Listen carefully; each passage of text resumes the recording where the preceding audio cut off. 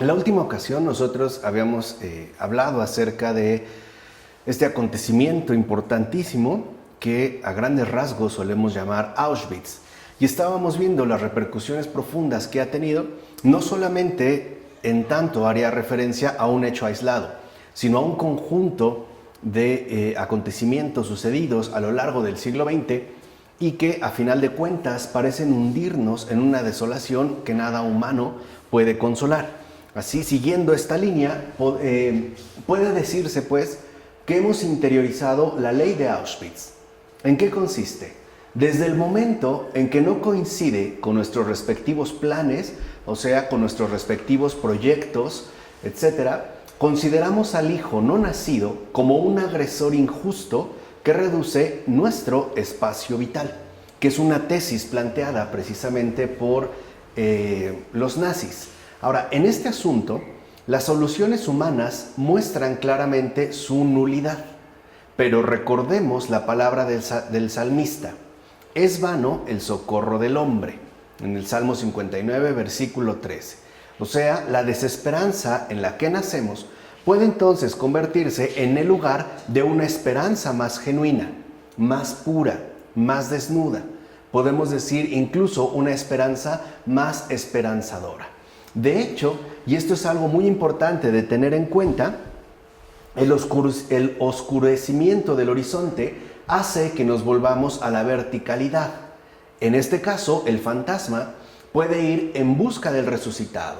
Por ejemplo, cuando nosotros atravesamos situaciones verdaderamente problemáticas, cuando nuestro horizonte de vida se ve oscurecido debido a lo mejor a las circunstancias padecidas, entonces esto como que nos obliga o por lo menos nos orienta a la verticalidad. En síntesis, a suplicar el auxilio de Dios. Por ejemplo, hoy en día hay mucha gente que en efecto su alma está como oscurecida por la cantidad de información pues tan llena y tan cargada de violencia, de agresiones, de guerras, etcétera, que al parecer el único remedio que en efecto podría encontrar sería el de acudir a la verticalidad. Por ejemplo, tratando de suplicar a Dios que esto termine, o bien que no se desate una tercera guerra mundial, o que al país al que corresponda su nacionalidad no se hunda más todavía, quizá, de lo que está.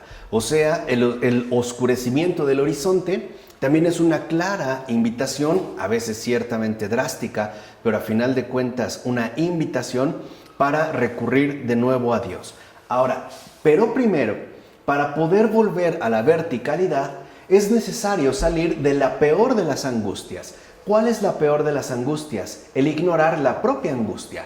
O sea, el suponer que en el entorno vivencial en el cual estamos nosotros insertos no pasa absolutamente nada y que las cosas en todo caso van marchando por buen camino. Es decir, tiene que reconocer el fantasma su completo fracaso, su vergonzosa cagada, reconocerse aborto tanto de la vida como de la muerte. En fin, tiene que confesarse vencido, engañado, vendido, prostituido hasta el corazón. Esto es, hasta el punto de que solo la sangre de un Dios pueda rescatarlo. Y esto es fundamental para que nosotros podamos volver a la verticalidad. Así pues, nosotros podemos dar paso a la experiencia número 3. Y esta experiencia número 3 se llama la Iglesia de la Eutanasia. Fíjense, en los Estados Unidos de Norteamérica prolifera una secta que lleva el nombre de Iglesia de la Eutanasia. Y resulta que su mandamiento principal va en contra del mandamiento del Génesis. Su mandamiento ya no es creced y multiplicaos, sino no procrearás. Ese es ahora el mandamiento en el cual se sustenta esta Iglesia de la Eutanasia. No procrearás. En la página de inicio de su sitio web se ve el célebre Boeing penetrando la torre del World Trade Center como emblema de la nueva sexualidad. Y bajo la imagen de la torre, al borde del éxtasis colapso, se despliega con magnanimidad una oferta de ayuda. ¿Qué es lo que colocan entonces a manera de anuncio que sobresale en el trasfondo de esta imagen? Lo que anuncian es: ¿Se ha extraviado algo de semen donde no debía? Llame urgentemente para solucionarlo con facilidad. Tiene usted 72 horas. O sea, una invitación clara y abierta al aborto, a eliminar este estorbo que ha aparecido accidentalmente debido a el extravío de semen donde no debía, es decir, ante el milagro de la fecundación. Y todavía más abajo, una hotline de ayuda al suicidio que lleva por nombre 976 HELP, se propone, cito literalmente, ayudarle paso a paso en el camino. Y añade, ya hemos ayudado a más de 1000 personas, ¿por qué no a usted? O sea, esta hotline de ayuda al suicidio precisamente ofrece sus servicios para acompañarnos paso a paso en este, acto suicida. Ciertamente, la religión de esta iglesia reposa explícitamente sobre 4 pilares, que de hecho son más bien 4 derrumbamientos. ¿Cuáles son? Primero, su programa se apoya en un doble imperativo. Save the planet, kill yourself. O sea, salva el planeta, suicídate. Ese es su primer imperativo. El segundo, ya se habrá intuido que este movimiento es ecologista y que por ende su piedad por nuestra madre tierra no conoce límites. Recuerden que hay una vertiente, y lo habíamos mencionado ya en otras ocasiones, pero para entender, la repercusión que esto posee, que hay una vertiente bifurcada en la cual la extinción de lo humano se propone de manera más o menos explícita o bien ya de una manera clara y contundente, como en este caso. Estas 2 bifurcaciones corresponden primero con la línea que ha sostenido la llamada Deep Ecology o esta ecología profunda que considera al ser humano como la peor de las especies existentes en este planeta. O sea, es el mal, ¿no?, en este mundo. Y por ende, lo mejor que puede suceder es que los seres humanos mueran, ya sea suicidándose o bien aniquilándolos, para que esta madre tierra vuelva a recuperar su respectiva pureza. Y por otro lado, la segunda de estas bifurcaciones corresponde con la vía tecnológica, la cual también apela a la extinción y o desaparición de lo humano, pero por medio del avance científico cada vez más y más sofisticado. En este caso, lo que se busca no es una especie de zoológico, ¿no?, mundial sin presencia humana, sino más bien el auge drástico y radical de seres tecnológicamente artificiales como sustitutos o verdaderos reyes de esto que llamamos tierra. Así pues, lo que vemos en su segundo imperativo es la línea ecológica que apunta a la extinción de lo humano. Tercero, y que es también una tesis bastante sostenida, afirma su tercer principio que somos ya demasiados. Eso es lo que afirman. Y por eso la aniquilación del género humano es más que necesaria y positiva. De ahí incluso mucha gente está convencida que aunque las guerras actuales, ¿no?, o por lo menos los atentados tan cargados de violencia y de uso de armamento de gran alcance puede resultar aturdidor, de alguna u otra manera como que se experimenta una especie de justificación, ya que estas pérdidas contribuyen para nuestro bien, en la medida en la que, en efecto, terminan extinguiendo humanos, o mejor dicho, esta plaga que se llama humanidad. Su cuarto pilar, o su cuarto principio, es que somos destructores. Destruimos la biosfera, los animales, los bosques, los mares, etc. Y por eso las generaciones futuras quedarán privadas de recursos naturales. Por supuesto, son los únicos recursos con los que podemos contar, o sea, con los que se viven dentro de esta horizontalidad. Ahora, el reverendo Chrissy Marker, jefe de tal iglesia, es una morena embutida en un vestido negro bastante apretado, bastante ceñido. Parece pues un maniquí, o mejor aún, recuerda también a un travesti. ¿no? Ese es, digamos, el jefe de la iglesia de la eutanasia.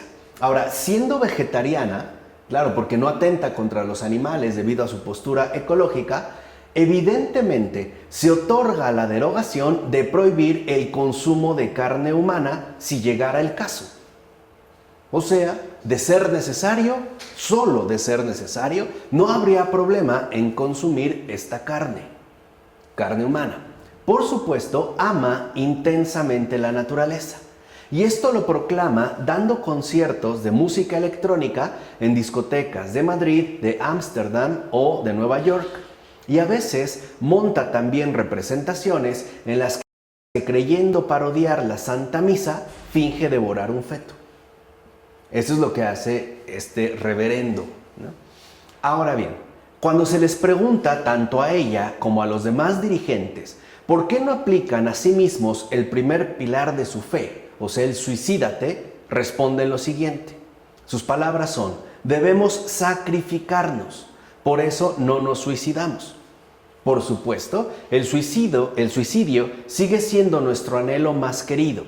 Pero entonces, ¿quién iba a difundir la doctrina? Entonces, esta es, digamos, la justificación que ofrecen. No obstante, habría que reconocer que las provocaciones de Chrissy Marker son gestos pueriles al lado de la constante provocación de la normalidad consumista. Aquellas son, en todo caso, consecuencias de esta.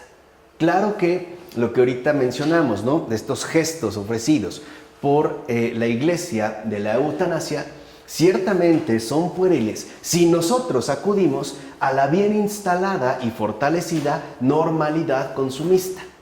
En efecto, esta normalidad consumista, es aquella que es aprobada por las autoridades, por los más que se consideran avanzados, más tolerantes, etc. Ahora, ¿qué hacer para que despierten esos pobres fantasmas? ¿Qué alarma sería lo bastante fuerte para sacarlos de sus confortables pesadillas? ¿Cuándo sonarán, pues, las trompetas del Apocalipsis?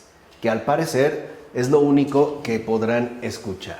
Ahora, al avanzar y triunfar el espíritu de la eutanasia, es imposible que nuestra real benevolencia no nos sugiera que la explosión de algunas bombas sería lo más conveniente, que es justo lo que yo había mencionado.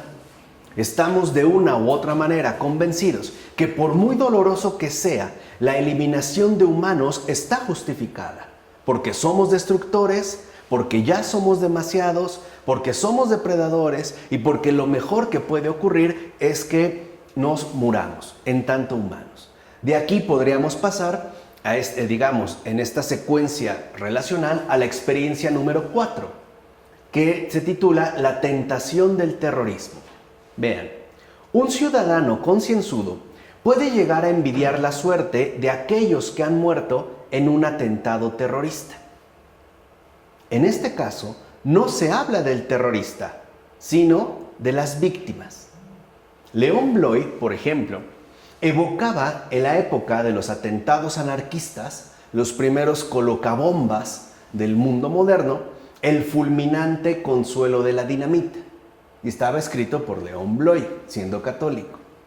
¿Qué decía Bloy? Decía: ser disipado en un segundo, como por el trueno, consternando a las multitudes, y terminar, a la manera de Rómulo, una existencia gris y ordinariamente llena de cochinadas, banalidades y problemas. Llegar a tener, a semejanza de los más ilustres ciudadanos, funerales y homenajes costeados por el Estado y el panegírico de un presidente de la República que declararía con solemnidad que ha encontrado usted la muerte en el momento en que cumplía su deber ciudadano, como el soldado que cae en el campo de batalla defendiendo la bandera. Recibir, pues, el adiós supremo de toda la nación y dejarle a usted esa impresión de que ha sido parte del sacrificio hecho por algo infinitamente grande. ¿No? Era la postura de Bloy. Y concluía: ¡ah, qué buena muerte sería esa y qué envidiable destino! Desgraciadamente, tan grandioso homenaje beneficia solo a unos pocos. No obstante, de ahí precisamente emerge la tentación del terrorismo. que es una tentación que hoy también va ganando cada vez más terreno y que parece irse empoderando conforme avanzan los tiempos. Ahora, para despertar a los muertos, para sacudir a los adormecidos, para sobre todo prender fuego a esa maldita ralea de los cristianos tibios, nada mejor al parecer que una buena bomba y muchos muertos dejados por el atentado, que es precisamente una línea seguida por muchas personas alrededor del mundo. Muchas veces sus atentados no tienen precisamente como objetivo primario la defunción de las víctimas. O sea, no son las víctimas su objetivo central, sino esta especie de sacudida o despertar forzada de las conciencias alrededor del mundo. Así pues, dentro de esta línea podemos ver que la dinamita aparece como un sustituto de la verdadera cólera. En este sentido, Al-Qaeda se parece a una versión moderna de las archicofradías consagradas a la eutanasia. De hecho, las amenazas de ataques terroristas, sobre todo bacteriológicos, son más escuchadas que un sermón sobre la brevedad de la vida. De fondo, pues, se considera que el terrorismo es la solución de la molicie. Primero, sus mulas carecen de ardor. O sea, no son capaces, no tienen el valor, no son lo suficientemente fuertes para poder llevarlo a cabo. Segundo, los islamistas no son lo bastante musulmanes. Es decir, según la etimología, que no están lo suficientemente sometidos a Dios, porque eso significa musulmán, sometido a Dios. Ahora, los islamistas estarían más bien sometidos con todo rigor al mundo, en este caso a los terroristas, no a Dios. ¿Qué quiere decir? Que, por ejemplo, los terroristas, por más que se digan musulmanes, en realidad no pertenecen al Islam. Están sometidos al mundo, no a Dios. En efecto, las operaciones suicidas que llevan a cabo son de manera especial la efervescencia de la tibieza, ya que no soporta ni tolera la duración del buen combate, sino que más bien se busca el reposo espectral de la forma más rápida y fulminante. En pocas palabras, el terrorista no está preparado para la batalla, simple y sencillamente para la destrucción explosiva, o sea, fulminante. Y de la misma manera que el hombre rico y afortunado cree alcanzar la felicidad con su dinero, el hombre bomba piensa abrirse el cielo a golpes de explosivo. Incluso piensa que ese es el mayor homenaje que se puede hacer en nombre de Alá. El morir, ¿no?, de una forma y, perjudicar a la mayor cantidad de infieles. Así pues, podemos decir que en el caso de los terroristas, la primera cobardía radica, en este caso, en no quedarse para cargar con las consecuencias del acto realizado. Simple y sencillamente se esfuman. Son débiles para poder quedarse y asumir en carne propia las consecuencias del acto realizado. Es una debilidad que ciertamente está presente, puesto que en última instancia se trata de un suicida. Y ya habíamos hablado precisamente del suicida. Así, el voluntario de la muerte es en realidad un cobarde fugitivo, pues teme mirar de frente el crimen que comete. Esto es lo que sucede, por ejemplo, cuando una persona, a lo mejor en una discusión conyugal, ¿no?, se enardece a tal grado que a lo mejor en un arrebato de ira asesina a su pareja. Y al caer en cuenta del acto realizado, emprende la fuga inmediata. ¿Cómo? Suicidándose también él. Y es lo que hemos visto, por ejemplo, que sucede cuando se realizan masacres a mayor escala. Por ejemplo, los atentados que se han realizado en varias escuelas de los Estados Unidos de Norteamérica, ¿no? El agresor acumula víctimas, pero al final él también justamente, ¿no?, se suicida. Quizá de fondo es porque teme mirar de frente el crimen que comete y no es capaz ya de quedarse para cargar con las consecuencias del acto realizado.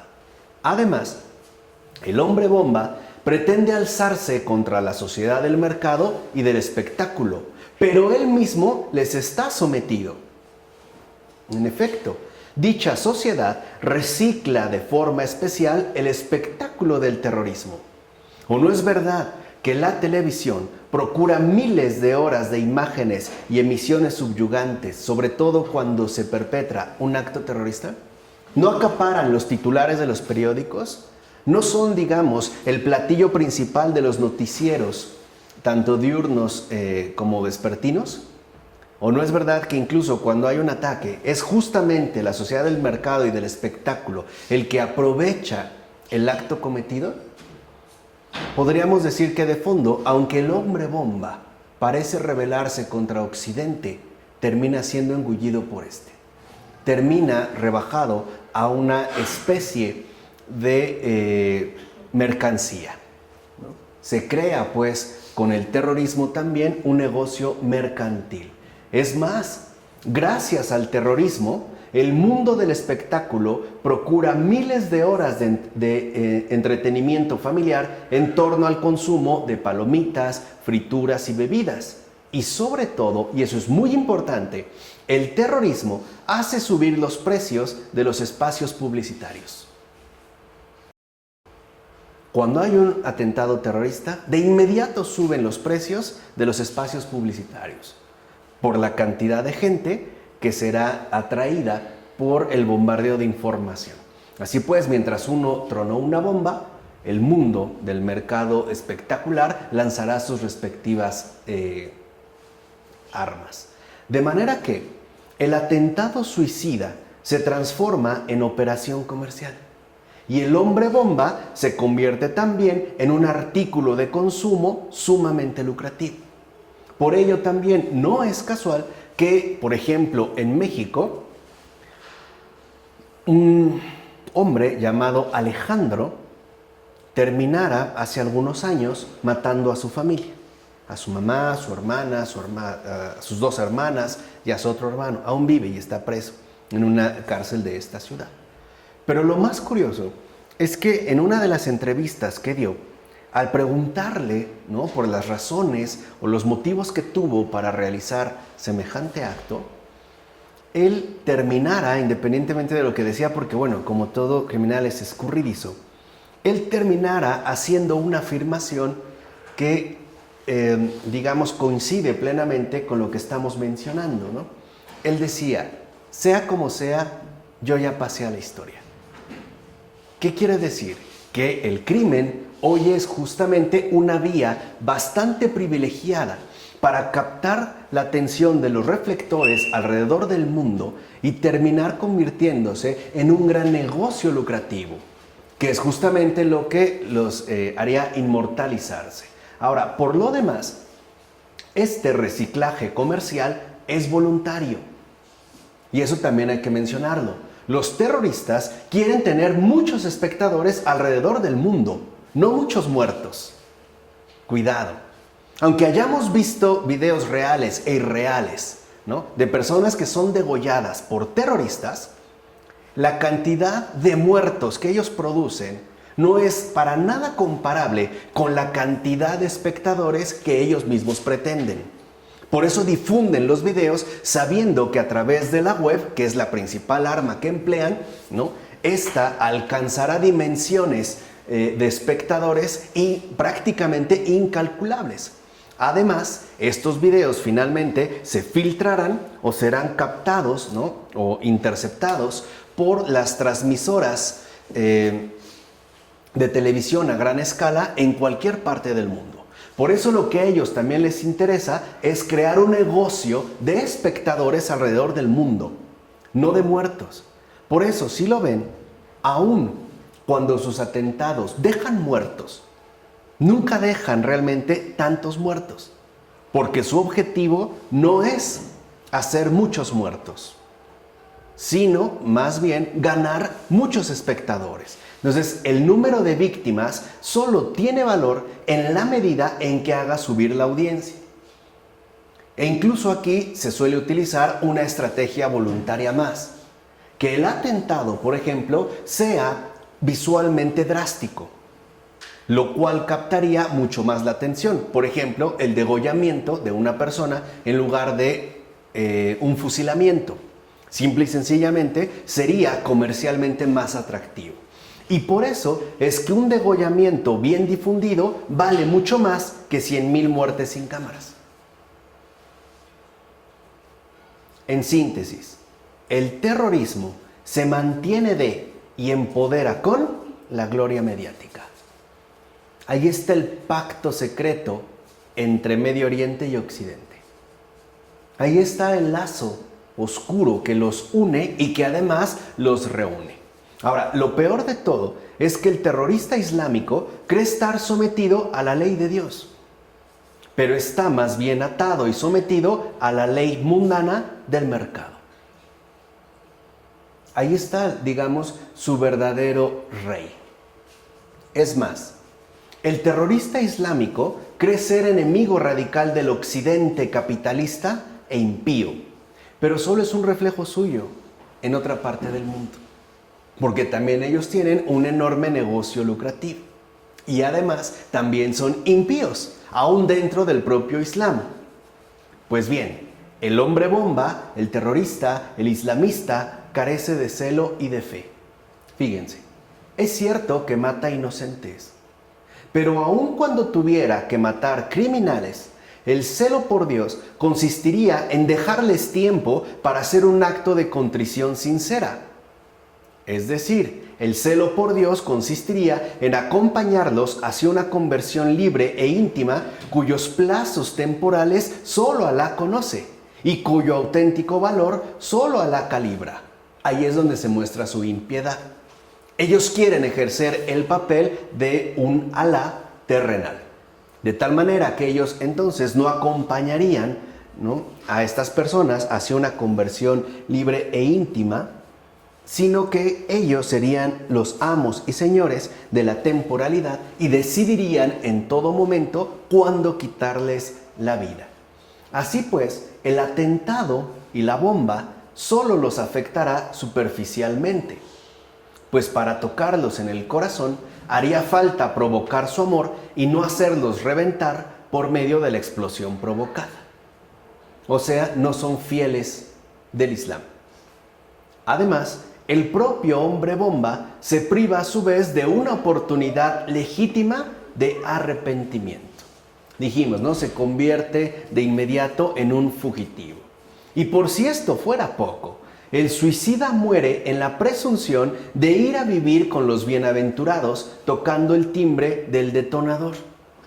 O sea, como si las puertas del paraíso se abrieran simplemente apretando un botón, o como si el paraíso fuera una especie de ascensor especial, con el cual, apachurrando un simple botón, tendríamos acceso. Y esto también tiene que ver con el auge mediático de estos tiempos contemporáneos. Para muchos de nosotros, el acceso más privilegiado con el que podemos contar también consiste en apretar un botón. O sea, en aplicar un touch, por ejemplo, en una pantalla táctil, ya sea para poder indagar o navegar en diversos sitios de internet, o simple y sencillamente para hacer un pedido, ya sea de comida, de supermercado o de algún artículo que nosotros estamos buscando alrededor del mundo. Así pues, el islamista no daña suficientemente a la impiedad occidental. Por el contrario, se enrola más férreamente en sus filas. Así pues, el islamista y el impío occidental se hermanan. Quedan finalmente entrelazados. Son como siameses. Están literalmente pegados, puesto que sus respectivos criterios operativos son en realidad los mismos. De hecho, A confunde el éxtasis espiritual con la explosión física, asemejándose pues al libertino más vulgar. ¿O no es verdad que en Occidente el éxtasis sexual también está vinculado con esa explosión física de gozo y placer que así se obtiene?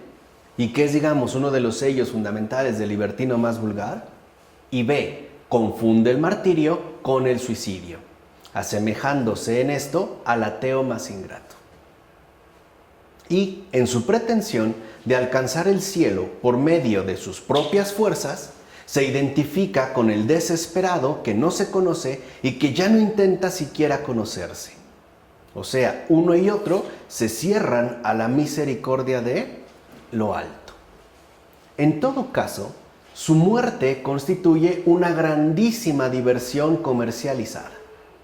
Pero, a pesar de toda nuestra simpatía y del reconocimiento del esfuerzo que hace para sacarnos de nuestro sueño, hemos de admitir que no es una muerte conforme a la verdad. ¿De acuerdo? Experiencia número 5. Agonía pontificia. Para recordar la dignidad de la agonía, para despertar a los fantasmas que hay en nosotros, tuvimos a alguien más violento que los terroristas. Tuvimos al Papa Juan Pablo II, hoy ya canonizado y por lo tanto también santo. En torno a sus restos mortales, y quizá muchos de nosotros lo recordemos, el universo se puso de pronto a girar visiblemente como su propio eje. En efecto, las cadenas de televisión tuvieron que transmitir sus funerales. Y de hecho, se asombraron de encontrar ahí más alegría y regocijo que en una boda principesca que también suelen televisar. Ahora bien, estos funerales, era precisamente una boda principesca, ya que se trataba de la boda del príncipe de los apóstoles con una iglesia que desbordaba de pronto sus fronteras aparentes. Eran pues sus bodas místicas con el Altísimo.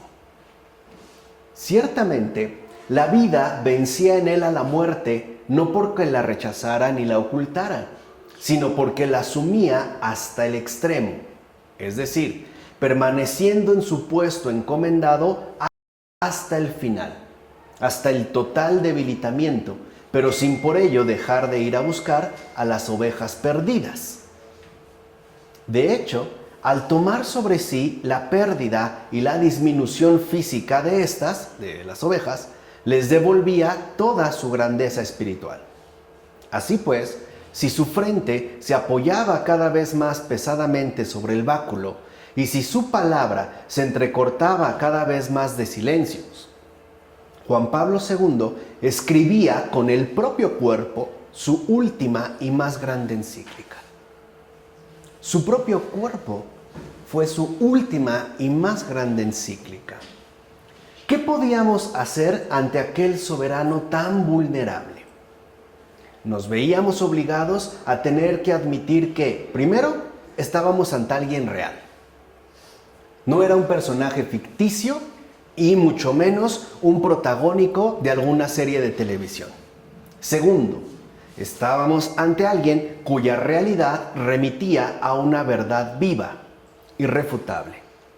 Nuestras insignificantes objeciones de intelectuales alzados ya no se sostenían frente al testimonio de aquel cuerpo quebrantado. El Papa, afectado como estaba por una enfermedad degenerativa del cerebro, la llevaba con paciencia y con amor, y nos revelaba que nosotros estábamos afectados por una enfermedad mucho más terrible, una enfermedad degenerativa del alma. El temblor del Parkinson, la baba que cuelga de los labios como un hilo translúcido, la espalda curvada como para prosternarse incluso estando de pie, es decir, todo aquello que nos esforzamos por esconder en el fondo de nuestros asilos, aparecía ahora en el primer plano de la escena mundial, revelando todo su esplendor. Ahora bien, ¿se sintieron repelidos los jóvenes por todo ello? ¿Por el temblor, por la baba, por la espalda curvada, por los tartamudeos o esos periodos de enmudecimiento? Al contrario, aquel viejo destrozado vivificaba su venerable juventud. Era para ellos la persona venerable de la que les había privado el mundo del espectáculo. Era el maestro que la era del relativismo había pretendido desterrar, ridiculizar e incluso omitir, pero que ahora, muy a su pesar, Aparecía, como dijimos, en el primer plano de la escena mundial.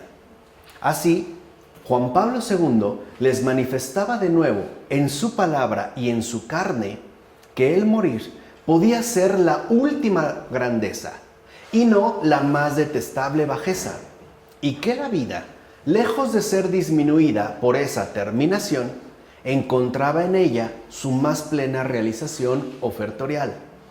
¿O acaso no desgarra la mariposa su crisálida? ¿Acaso ignora la flor que se marchita solo para dar su mejor fruto?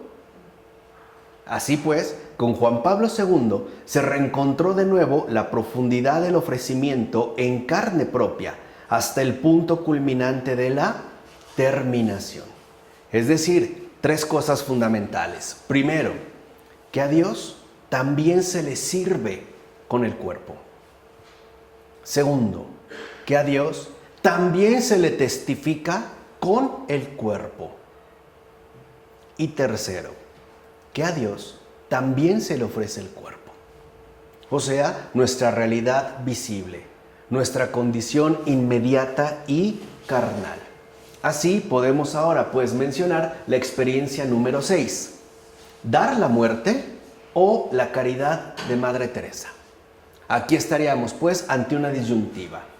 Dar muerte no tiene necesariamente el sentido de matar. En efecto, si tomamos la muerte en toda su acepción real de misterio testimonial, si recibimos el dar en toda su acepción ofertorial, entonces dar muerte es un acto de generosidad. Y esto hay que irlo entendiendo bien. Tal acto consiste en disponer al otro a acoger su tránsito y a vivirlo hasta el extremo, a reconocer que lleva su muerte en sí mismo, como la flor su fruto, para llegar a ofrecerse de antemano a la verdad y al amor. Ahora podemos comprender que ese dar muerte fue precisamente el misterio de la caridad de Áñez Goncha Boyashú, mejor conocida por su nombre religioso de Madre Teresa. El misterio de la caridad de Madre Teresa consistió en unir la agonía y la alegría. Ojo, porque Madre Teresa en ningún momento eliminó la agonía y en ningún momento también evadió el sufrimiento. El misterio de esta caridad consistió en unir la agonía y la alegría, o sea, también la obra de santidad oscura y la irradiación mundial, la miseria material y la riqueza mística, con el combate definitivo que conduce a la liberación de la muerte. Este es su misterio. Porque no vamos a decir que, por ejemplo, Teresa de Calcuta acabó con la pobreza allá. Tampoco vamos a decir que acabó con el sufrimiento de las personas que atendió. Simple y sencillamente unió a esta agonía sufriente la alegría invencible. Y eso también es una obra importante de su santidad. Así pues veremos que abrió dispensarios y refugios para gente sin hogar y para huérfanos. Pero su carisma central, o sea, su verdadera centralidad misionera, consistió en abrirles primero lugares para morir. Y de hecho, así empezó. Y es una obra que nunca terminó. Las primeras obras fundacionales y fundamentales de Madre Teresa de Calcuta fueron hacer accesibles a los más pobres de entre los pobres lugares para morir. Eso fue. Después, claro, ya abrió también dispensarios, refugios, etcétera, ¿no? Para niños, personas sin hogar, especialmente huérfanos, etcétera. Pero lo primero, su carisma central es en abrir estas casas, ¿no? Para morir. Ella sabía bien qué preciosa es la última hora del hombre. Lo sabía perfectamente bien. Vean lo que decía Madre Teresa. La muerte siempre es, en última instancia, el más fácil y el más rápido de los caminos para volver a Dios. Si solamente pudiéramos hacerles comprender a los hombres que venimos de Dios y que a Él hemos de volver. La muerte es el instante más crucial de toda vida humana. Es como una coronación. Por eso ese instante para Madre Teresa era precioso. Y por eso ese instante definitivo y culminante tenía que ser atendido y asumido en verdad. Así pues, puede decirse que sus asilos para moribundos eran más bien centros de maternidad celestial. Allí, en las casas de las misioneras de la caridad, no se traen hijos al mundo, sino que se dan a luz los hijos del Espíritu. Y eso también forma parte de su carisma central. Y esos hijos, y hay que decirlo, son a menudo viejos sucios y tontos. A veces son incluso esos asesinos en serie a los que la enfermedad deja por fin desarmados, desnudos, semejantes a esos pequeños indefensos que son abandonados en la puerta de un convento. Otros más son personas incurables de todo tipo y edad.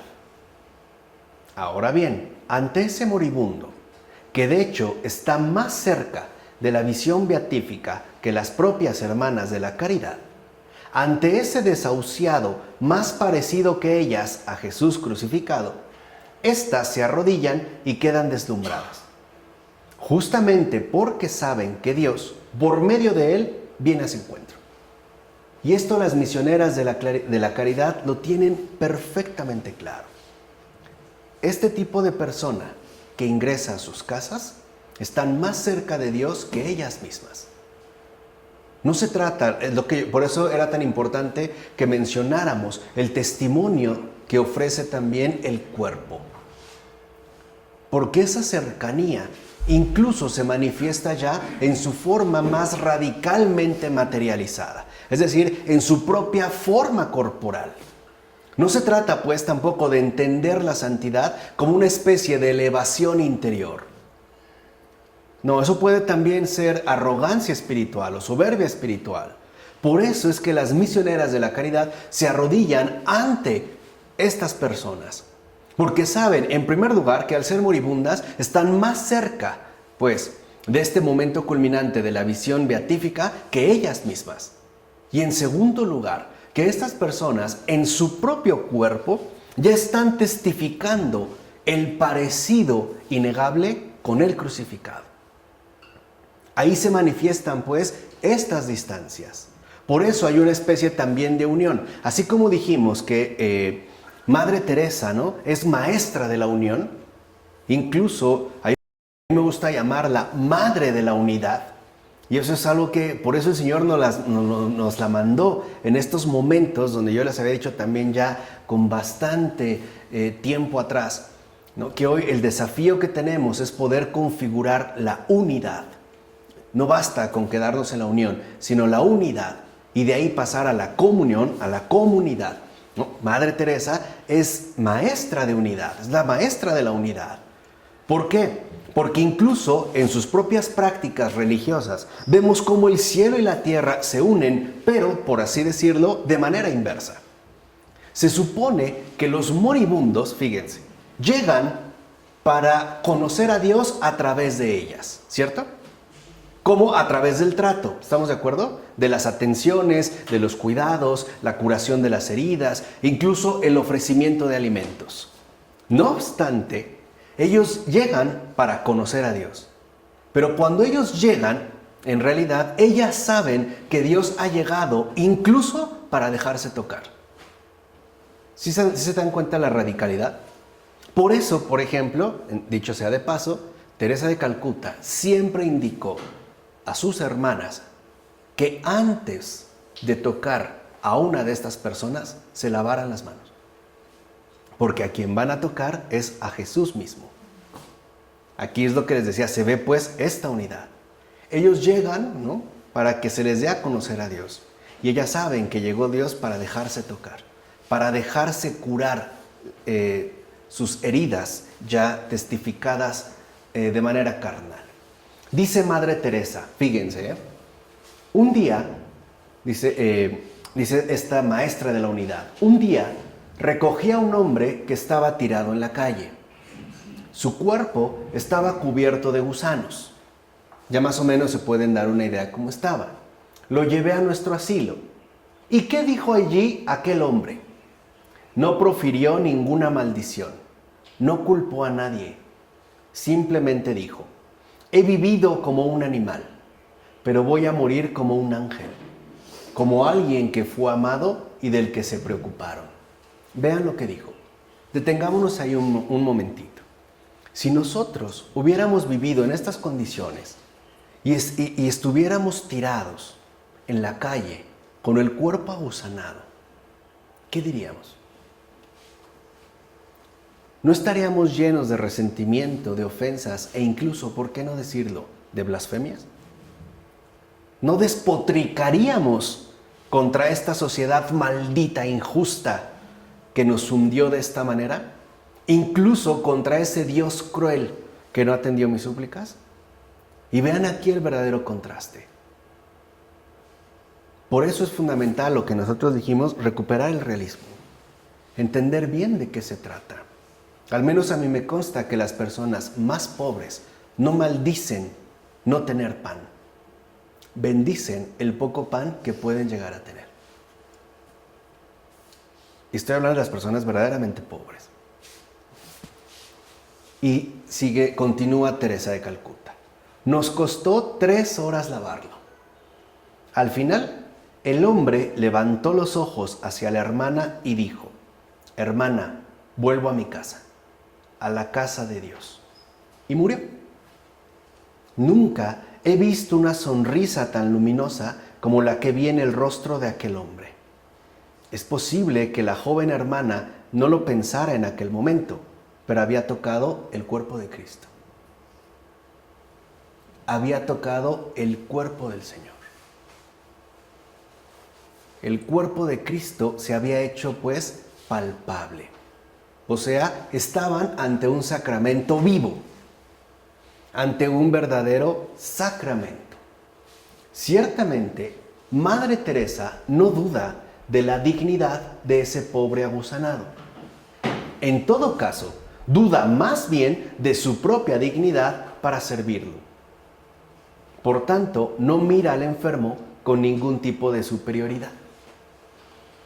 Sabe pues que el que ha llegado es Cristo y que en realidad ha llegado para un bien mayor. De hecho, siempre confiesa que ella es la primera enferma en tanto tiene siempre necesidad de ser arrancada de su nada.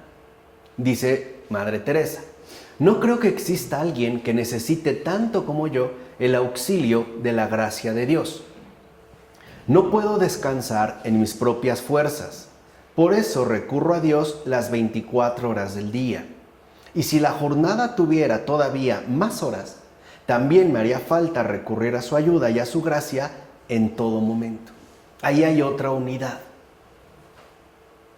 El servicio a Dios no solo consiste en agotar las fuerzas, sino en dejarse reponer por Él.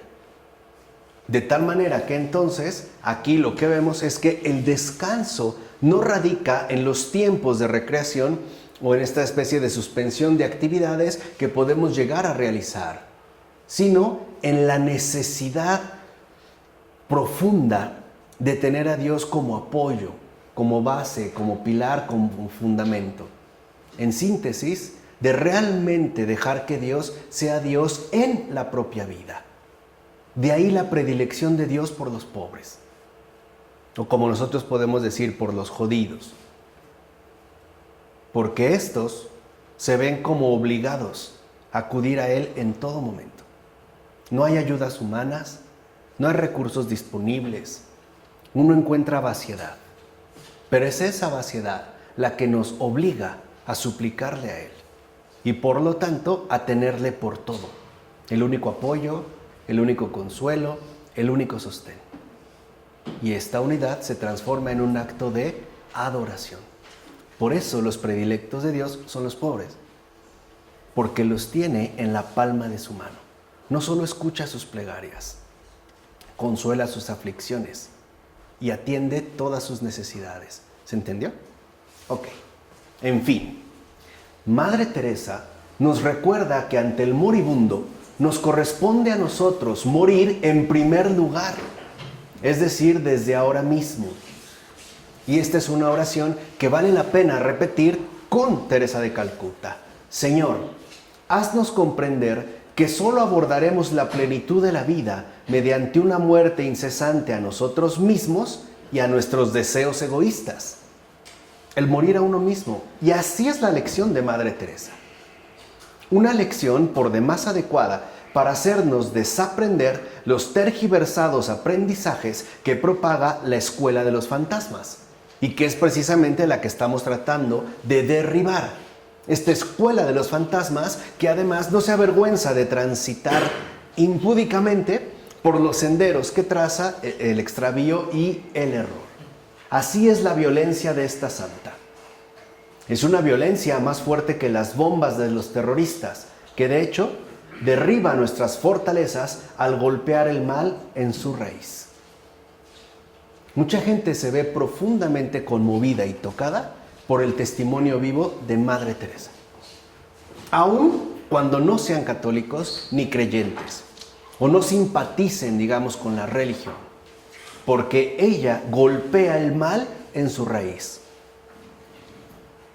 Qué diferente hubiera sido que Teresa de Calcuta, por ejemplo, portara una escopeta o un puñal.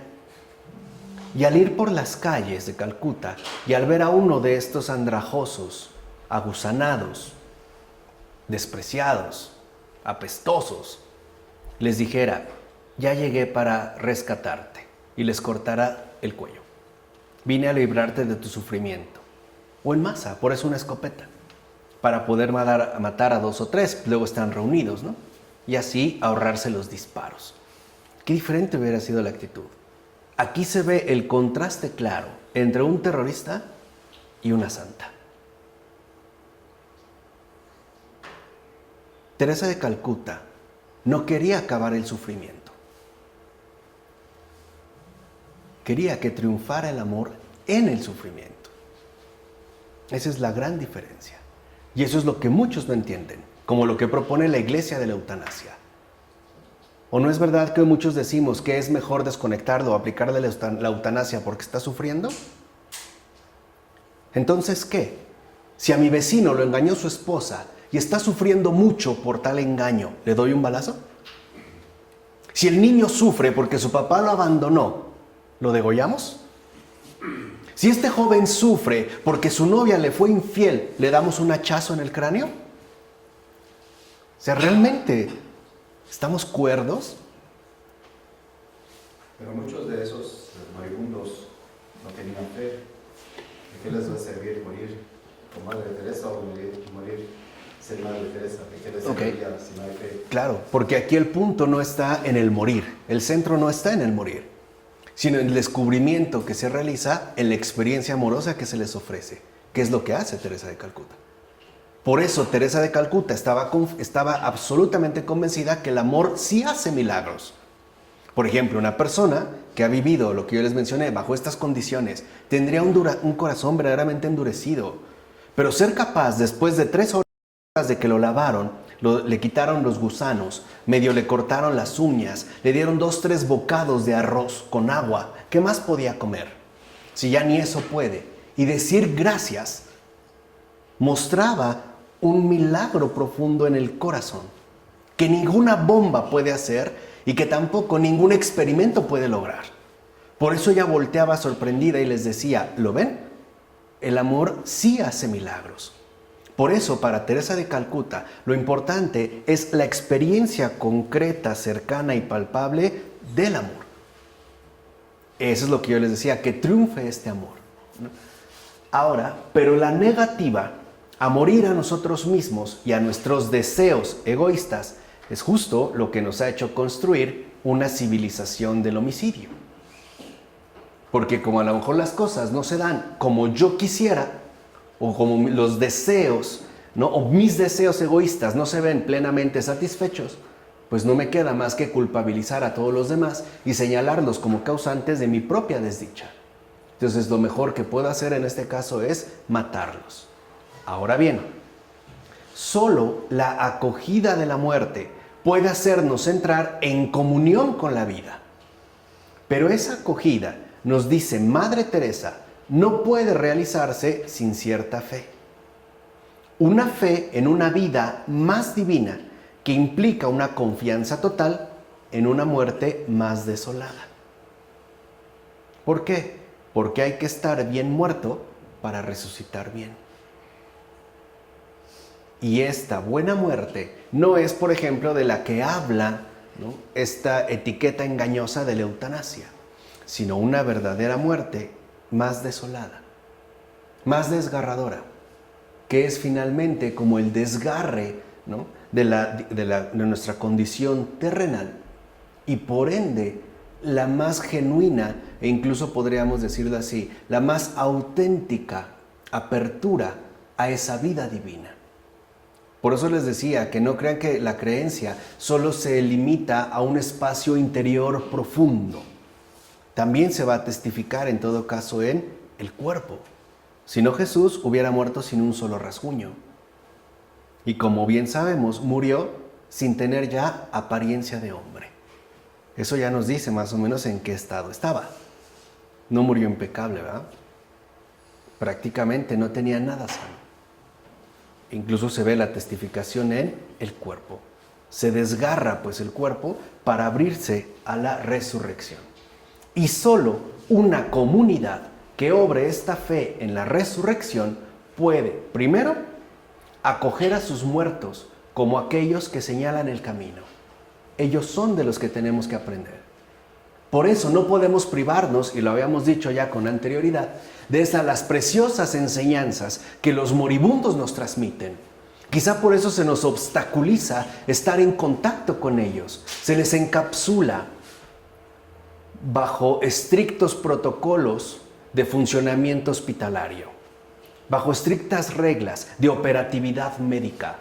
Pero en realidad lo que hemos perdido es esa sabiduría, esa cercanía, tener en cuenta que ellos son maestros de enseñanza, ¿no? Y segundo, acoger el cuerpo del moribundo como un cuerpo en sufrimiento de coronación gloriosa. Está a punto de encontrarse con su Creador. Sin esto, dicha comunidad puede progresar perfectamente, como hoy es cierto que parece que sucede, ¿no? Cierto, pero solamente lo hará para completar su crimen con más y más perfección, que es de hecho lo que nosotros hemos denunciado aquí, la sociedad del crimen perfecto. ¿De acuerdo? ¿Preguntas, dudas? Vamos a dejar hasta aquí. En nombre del Padre, del Hijo, del Espíritu Santo.